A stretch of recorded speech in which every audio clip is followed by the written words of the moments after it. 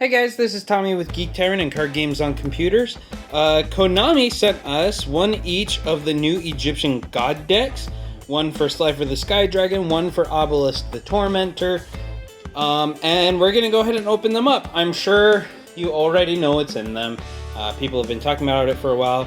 People have been disappointed in it. I'm still interested to kind of see how these work together. I'm not, based on the card list, I'm not expecting some competition tier deck, but I don't know, I feel like maybe there's something there. Now, I personally prefer Slifer's design more, so we're going to open him up second.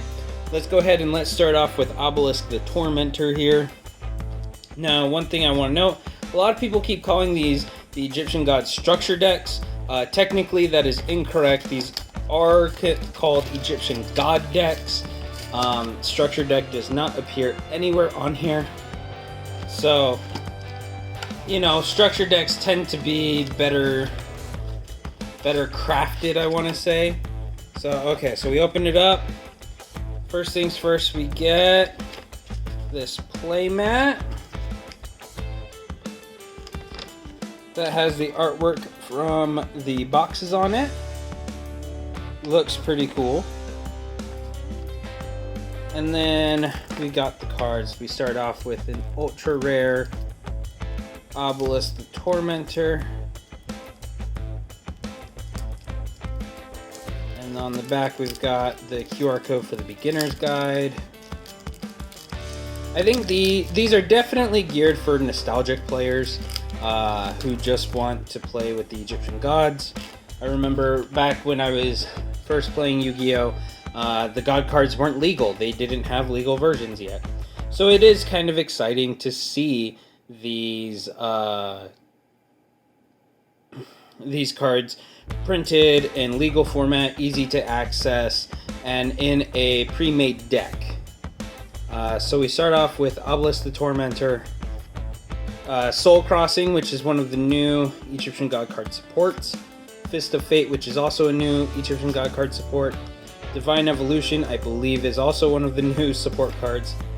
Then we get Level Resist Wall, Angel 01, Mare, Harpy's Feather Duster. I personally am very excited for this because I've never had a copy, and I love this card.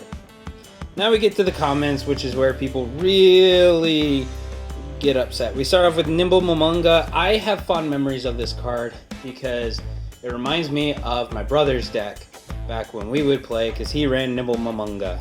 So you get 3 copies of Nimble Momonga. You get a Bazu the Soul Eater, Cyber Dragon, Hardened Armed Dragon, Symbol Nimble Mega Hamster. Blech. Say that 3 times fast. Evil Swarm Mandragora, Photon Saber Tiger. You get 2 copies of Evil Swarm Salamandra. You get 3 copies of Ra's Disciple, which is very, very nice. Unmasked Dragon, Nimble Beaver, Condemned Witch, Gizmek Uka, the Festive Fox of Fesundity, Gizmek Makami, Brain Control, Monster Reborn, Different Dimension Capsule, Pot of Avarice, Double Summon, Forbidden Chalice, Forbidden Lance, Forbidden Dress, Supply Squad, Monarch Stormforth, Call of the Haunted, Cloning, Drowning Mirror Force. So, and then we get the cards in the back for Duel Links, Legacy of the Duelist, Link Evolution, and the next set to come out, King's Court, coming out later in July. So overall, some of these cards make some sense. Nimble Momonga helps you swarm. Cyber Dragon is a special summon. There are Ra's Disciple is huge support for the gods. Brain Control helps you get your opponent's Monster Reborn. Double Summon. Some of these make quite a bit of sense. Other cards in here, I don't know. I don't know. Did we really need Bazu or Nimble Momonga? Yes, Nimble Momonga swarms, but do we need it? So, there's the Obelisk deck. let's go ahead and get this all packed back up.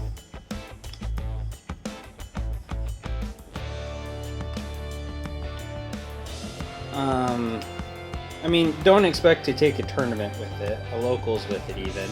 Like, this is made to play for fun with your friends in similar tiered decks like the Slifer deck. So let's go ahead, let's open this one up. This one, Slifer has always bothered me that they changed the name from Osiris. Like, why? Why? Also, Obelisk. Why is it named Obelisk? That has never made sense to me. There, as far as I'm aware, there's no Egyptian god named Obelisk. An obelisk is a structure. So that's always confused me. So we get the same mat. Oops, dropped it. Oh well. And then we go from there. The Slifer deck really confuses me a bit more than the obelisk one. And we'll get into that here in a moment.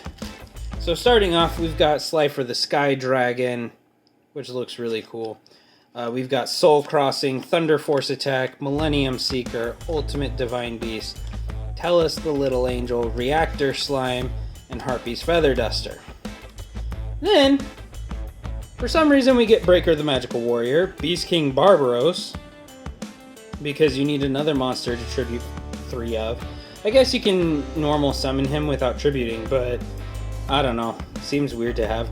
Nine-Tailed Fox, Phantom Sky Blaster, Card Guard, Caligo Claw Crow, Electromagnetic Turtle. Like, I don't know. It doesn't make too much sense to me. Breaker the Dark Magical Warrior, Scapegoat. That one makes a bit of sense. Helps swarm the field. Arima the Wicked Warden, Darkshade the Sinister Shadow Lord, Clock Wyvern, Tenyi Spirit Vishuddha. Yes, Swords helps you stall, Monster Reborn, Book of Moon, Enemy Controller, Pot of Avarice, March of the Monarchs, Supply Squad, Card Advance, The True Name, One-Time Passcode, Layer of Darkness, Draw of Fate, Mirror Force, Reckless Greed, Metal Reflect Slime, The Golden Apples, back to the front, and then your advertising cards. This feels even more hodgepodge to me than the Obelisk deck. I don't know. I don't exactly understand what they were thinking with this one. I'm a little surprised, honestly, that they didn't include what's it called? Infinite cards, which lets you have no hand limit, which means, you know, you could really max out Slifer's attack power. Gimmicky, yes, but you know, it's a Slifer deck. It's gonna be gimmicky. But I mean, it's weird. I think it'll still be fun to play. I know a lot of fans are upset because there's a lot of support that was released in Rage of Raw that didn't get a reprint in this. I also know people are upset that Raw didn't get his own deck.